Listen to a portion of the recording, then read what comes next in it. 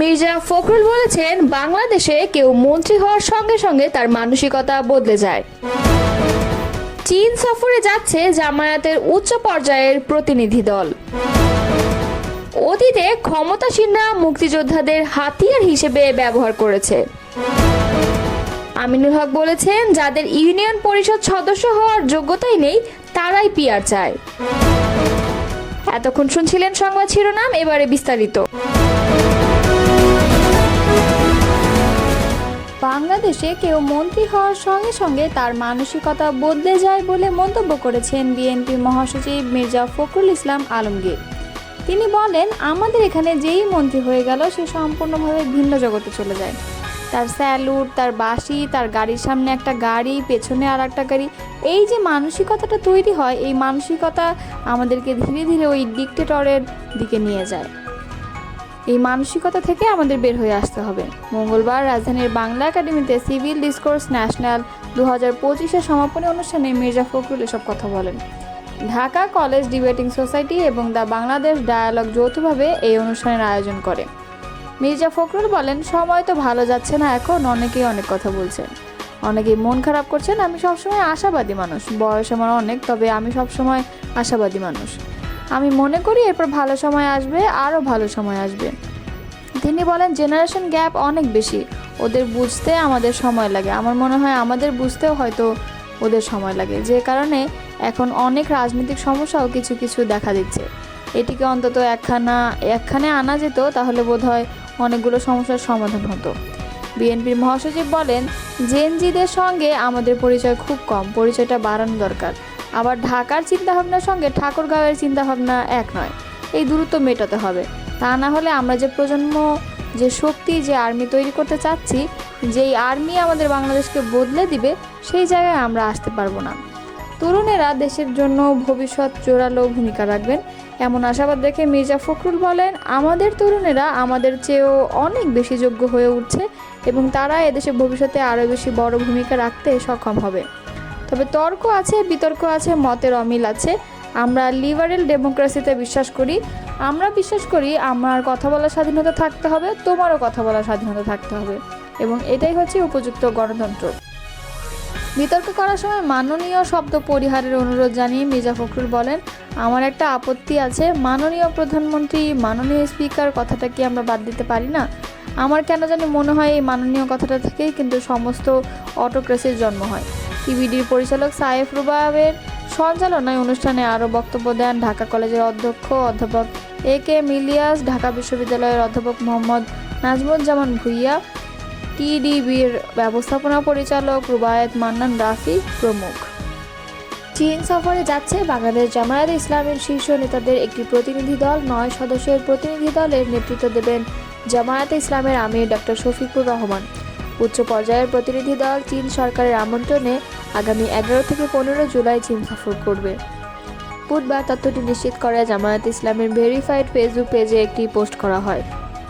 এদিকে গতকাল মঙ্গলবার রাতে ঢাকাস্থ চায়না দূতাবাস চীন সফরের পূর্বে বাংলাদেশ জামায়াতে ইসলামের উচ্চ পর্যায়ের প্রতিনিধি দলের সম্মানে এক সংবর্ধনার আয়োজন করে।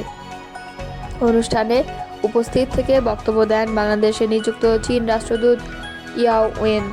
আমিরে জামায়াত ডক্টর শফিকুর রহমানের নেতৃত্বে সংবর্ধনায় অংশগ্রহণ করেন নায়েবে আমির সাবেক MP doctor Syed Abdullah Mohammad Tahir, secretary general সাবেক MP অধ্যাপক মিয়া গোলাম পরোয়ার, সহকারী সেক্রেটারি জেনারেল মাওলানা ATM মাসুম, মাওলানা আব্দুল হালিম, মাওলানা মোহাম্মদ শাহজাহান ও অ্যাডভোকেট এহসানুল মাহবুব জুবায়ের, কেন্দ্রীয় নির্বাহী পরিষদ সদস্য সাইফুল আলম খান মিলন এবং মোবারক হোসাইন, সংগঠনের শিল্প ও বাণিজ্য বিভাগের সভাপতি শহীদুল ইসলাম ও সেক্রেটারি ডক্টর আনোয়ারুল আজিম, আমিরে জামায়াতের PS নজরুল ইসলাম, ওমর হাসিব শফিউল্লাহ ও নওশাদ আলী ফরহাদ প্রমুখ। অতীতে যারা রাষ্ট্র ক্ষমতায় ছিল তারা মুক্তিযোদ্ধাদের রাজনৈতিক স্বার্থে ব্যবহার করেছে বলে মন্তব্য করেছেন জামায়াতে ইসলামের কেন্দ্রীয় মজলিসে শুরা সদস্য আবু সবুর ফকির।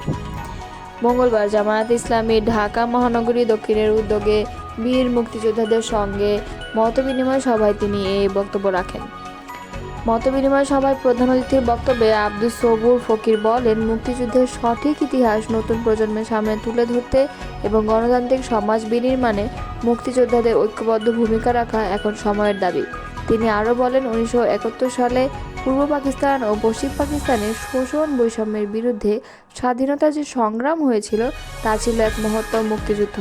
কিন্তু আজও জনগণ স্বাধীনতার প্রকৃত স্বাদ পায়নি, বরং পরাধীনতার শৃঙ্খলে জাতিকে বন্দী করে রাখা হয়েছিল। 2024 জুলাই আগস্টের গণ আন্দোলনের মধ্য দিয়ে জনগণ অবশেষে ফ্যাসিবাদী আওয়ামী লীগ সরকারকে ক্ষমতাচ্যুত করে। এখন জাতি নতুন স্বপ্নের বাংলাদেশ গড়তে চায়। বীর মুক্তিযোদ্ধাদের উদ্দেশ্যে জামায়াতের এক কেন্দ্রীয় নেতা বলেন, আজকের প্রজন্মের জন্য আদর্শ হয়ে উঠতে আমাদের আবারও সামনে আসতে হবে। মুক্তিযুদ্ধের মূল চেতনা, ন্যায়, স্বাধীনতা ও জনগণের অধিকার প্রতিষ্ঠায় আপনাদের ভূমিকা এখন আরও বেশি প্রয়োজন। আলোচনা সভায় আরও বক্তব্য দেন জাতীয় মুক্তিযোদ্ধা পরিষদের কেন্দ্রীয় সহসভাপতি বীর মুক্তিযোদ্ধা ফজলুল হক, বীর মুক্তিযোদ্ধা মোহাম্মদ শফিকুল ইসলাম, মোহাম্মদ হাফিজ বিন সিদ্দিকী, মোহাম্মদ আব্দুল হাকিম খান প্রমুখ। সভা পরিচালনা করেন মহানগরী দক্ষিণ এর অফিস সেক্রেটারি কামরুল আহসান হাসান।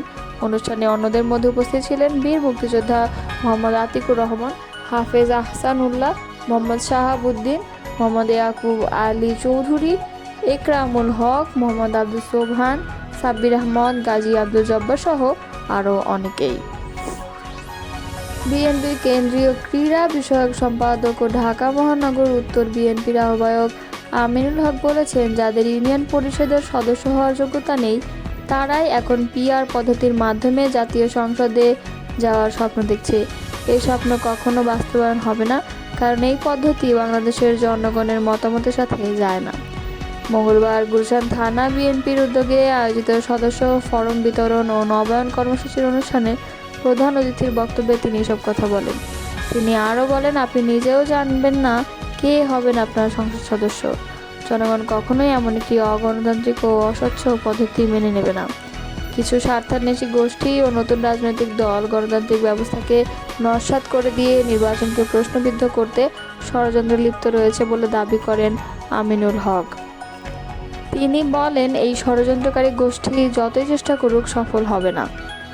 জনগণের সরকারই আগামী নির্বাচনের প্রতিষ্ঠিত হবে, ষড়যন্ত্রকারীদের বিচার হবে। উল্লেখ করে বিএনপির এই নেতা বলেন, যারা আজকের নির্বাচনকে পিছিয়ে দিতে চায় তারা সবার নজরে আছে। ফেব্রুয়ারির জাতীয় নির্বাচনের পর এসব ষড়যন্ত্রকারীদের আইনের আওতায় আনা হবে, কাউকে ছাড় দেওয়া হবে না। সবাইকে ঐক্যবদ্ধ থাকতে হবে দেশের গণতন্ত্র পুনঃপ্রতিষ্ঠা করার জন্য। তারেক রহমানের নেতৃত্বেই গঠিত হবে নতুন বাংলাদেশ। মন্তব্য করে আমিনুল হক বলেন, গত 5 আগস্ট পতিত স্বৈরাচার সরকার পতনের পর আমরা স্বপ্ন দেখছি একটি শান্তিপূর্ণ, মানবিক ও সমৃদ্ধ বাংলাদেশ গড়ার। তারেক রহমানের নেতৃত্বে সেই স্বপ্ন বাস্তবায়ন হবেই। সুষ্ঠু নির্বাচনের মাধ্যমে একটি জবাবদিহিমূলক সরকার গঠন হবে, যা জনগণের কথা মতো চলবে। দলের সদস্য সংগ্রহ ও নবায়ন কার্যক্রম নিয়ে সতর্ক করে তিনি বলেন, কেউ যদি আওয়ামী লীগের দোসর বা সুবিধাবাদী সদস্যপদ নবায়ন করে তাহলে সেই দায়ভার সংশ্লিষ্ট সদস্য সংগ্রহকারীদেরকেই নিতে হবে। দল তার বিরুদ্ধে সাংগঠনিক ব্যবস্থা গ্রহণ করবে। এবং অনুষ্ঠানে আরও বক্তব্য রাখেন ঢাকা মহানগর উত্তর বিএনপির সদস্য সচিব মোহাম্মদ মোস্তফা জামান, বিএনপি নেতা কামাল জামান মোল্লা, ঢাকা মহানগর উত্তর বিএনপির যুগ্ম আহ্বায়ক এস.এম. জাহাঙ্গীর হোসেন, গুলশান থানা বিএনপির আহ্বায়ক এস.এম. মামুন, সিনিয়র যুগ্ম আহ্বায়ক মোহাম্মদ শাহজাহান কবির, মহানগর উত্তর বিএনপির সাবেক সিনিয়র যুগ্ম আহ্বায়ক আনোয়ারুজ্জামান আনোয়ার প্রমুখ।